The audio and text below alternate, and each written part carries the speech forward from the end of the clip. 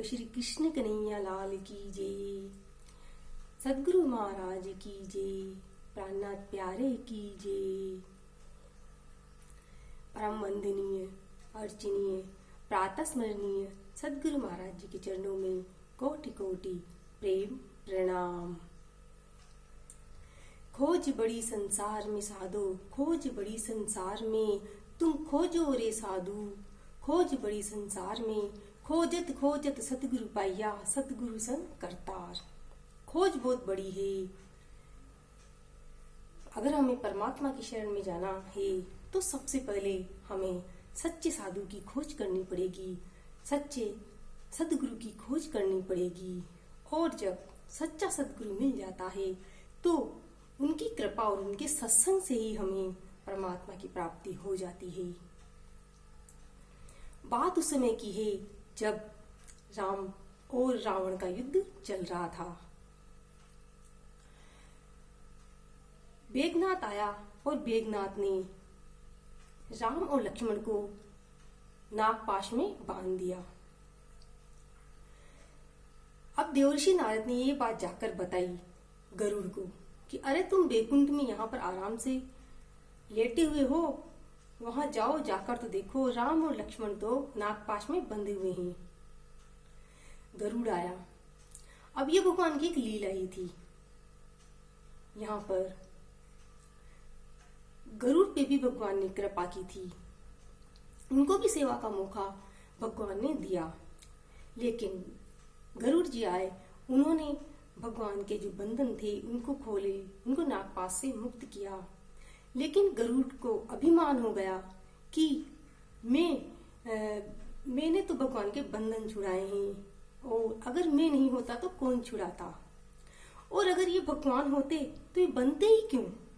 इस तरह अभिमान आ गया, और अभिमान आते ही बेचैन हो गए, उनको कहीं चैन ही नहीं आई, अशांत हो गया उनका मन, शांति ही नहीं आई।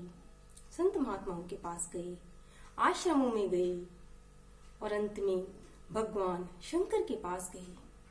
भगवान शंकर को जाकर सारी बात बताई कि मुझे चैन नहीं है, मैं बेचैन हो गया हूँ, मुझे सुकून शांति चाहिए। जब अभिमान आता है तो ऐसा ही होता है। तो भगवान शंकर ने कहा जाओ, तुम काकभूषुंड जी के आश्रम में जाओ, वहां जाकर तुम्हें सुख शांति मिलेगी। अब वो गरुड़ जिसकी पंखों की झनकार से वेद ऋचाएं प्रकट होती है, वो गरुड़ अब जाते हैं काकभूषुंड जी के आश्रम में। वहां जाकर सारी बात बताते हैं काकभूषुंड जी को। लेकिन इससे पहले वो वहां जाकर थोड़ी देर में ही उनको सुख शांति मिल जाती है, उनको सुकून होता है, उनके सारे दुख दर्द मिट जाते हैं। तो कहते हैं कि ऐसा क्यों हुआ। तो काकभूषुंड जी ने कहा इसके पीछे भी बहुत बड़ा रहस्य है, और संत महात्माओं का आशीर्वाद है कि अच्छा कि मुझे बताओ। काकभूषुंड जी ने कहा मैं तुम्हें अपने जन्म की पूर्व जन्म की कथाएं सुनाता हूँ कि मेरा जन्म अयोध्या में शूद्र परिवार में हुआ। वहां में एक त्यागी ब्राह्मण संत महात्मा जन थे, उनकी शरण में चला गया, भक्ति करने लगा। उन्होंने मुझे भगवान शंकर का मंत्र दिया और मैं भगवान शंकर का मंत्र जाप करने लगा। एक दिन क्या हुआ कि मैं आराम से बैठ के मंत्र जाप कर रहा था, इतने में ही मेरे गुरु आ गए।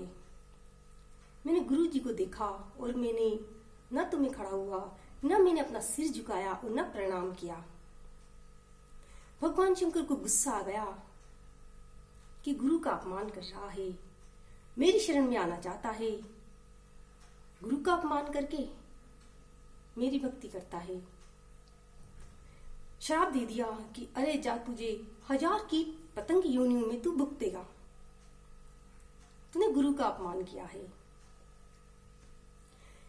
अब वही शिष्य गुरु के पास जाता है, चरणों में गिर पड़ता है कि गुरु जी मुझे माफ कर दो, मैं तो नादान बालक हूं, मुझे माफ कर दो। तो उन गुरु ने फिर भगवान से प्रार्थना की कि ये तो बालक, इसे माफ कर दो। भगवान शंकर खुश हुए। भगवान शंकर ने कहा ठीक है कि इसे 1000 कीट पतंग की योनियां तो भुगतनी पड़ेगी, लेकिन ये वहां पर इसको कोई दुख तकलीफ नहीं होगी। ये कुछ ही क्षणों में इसकी निकल जाएगी। जैसे कोई योनि 2 मिनट में, कोई इस तरह, कोई कुछ ही क्षणों में, इस तरह इसकी सारी योनियां निकल जाएगी। वो उसकी मृत्यु हो गई, उसका अगला जन्म हुआ कीट पतंग की योनियों में। वो 1000 कीट पतंग की योनियों भुगत के फिर उसका जब अगला जन्म हुआ तो ब्राह्मण के घर हुआ, और वहां भी वो संत महात्माओं की शरण में चला गया। वहां भी काकभसुंड जी लोमश ऋषि की शरण में चली गई। लोमश ऋषि ने एक दिन उसको बिठाया, समझाया और कहा कि देखो, तुम ब्रह्मा विष्णु महेश की भक्ति करोगे तो तुम्हें स्वर्ग वैकुंठ मिलेगा, यानी ब्रह्मा की ब्रह्मपुरी, शिव की शिवपुरी, विष्णु का वैकुंठ धाम। लेकिन वहां जाकर तुम्हें वापस आना पड़ेगा। लेकिन तुम पूर्ण ब्रह्म परमात्मा की भक्ति करोगे तो तुम्हें वापस वहां से नहीं आना पड़ेगा, तुम उनके धाम में जाओगे। तुम्हारे अगर पुण्य कर्म जब तक है, जब तक तुम स्वर्ग वैकुंठ में रह सकते हो, उसके बाद तुम्हें वहां से निकाल दिया जाएगा। इसलिए तुम पूर्ण ब्रह्म परमात्मा की भक्ति करो।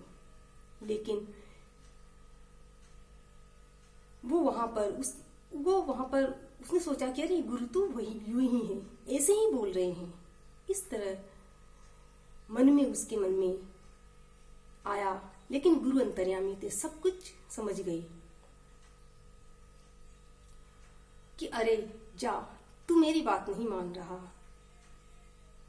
तू गुरु के ऊपर शक कर रहा है, जा, तू पक्षियों में सबसे नीच कौवा बन जा।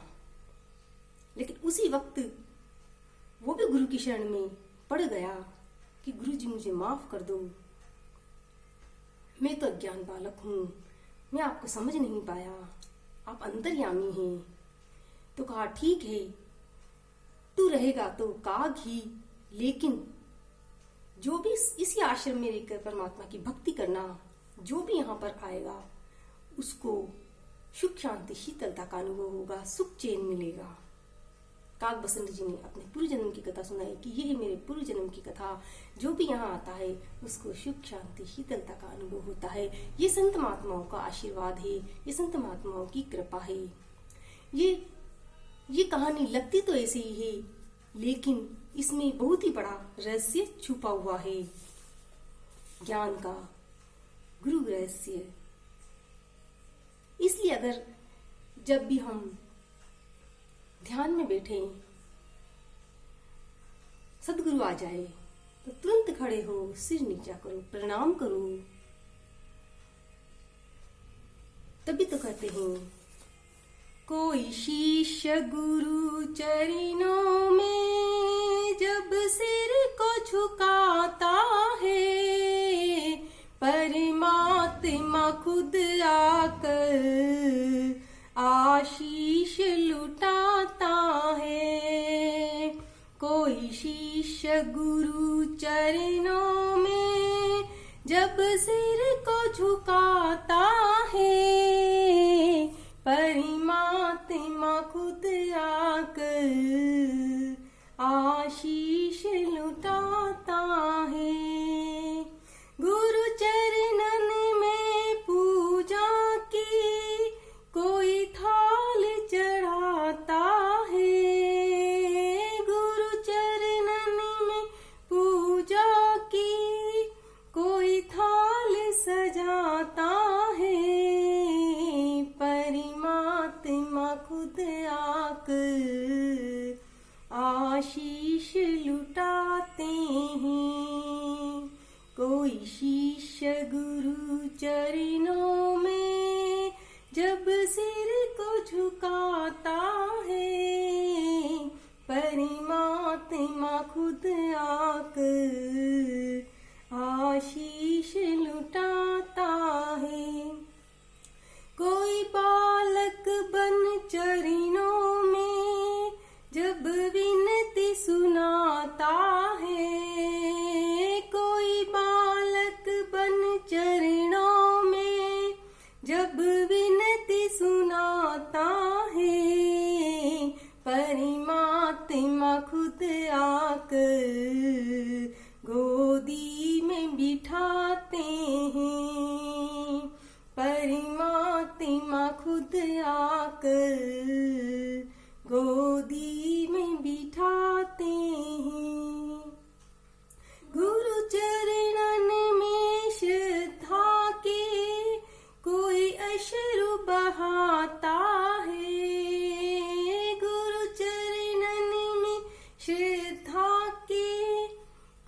अश्रु बहाता है, परमात्मा खुद आकर पलकों पर बिठाते हैं, परमात्मा खुद आकर पलकों पे बिठाते हैं। गुरु चरणों में श्रद्धा से कोई फूल चढ़ाता है, परमात्मा खुद आकर आशीष लुटाता है। कोई शिष्य गुरु चरणों में जब सिर को झुकाता है, परमात्मा खुद आकर आशीष लुटाता है। सतगुरु महाराज की जय। श्री कृष्ण कन्हैया लाल की जय।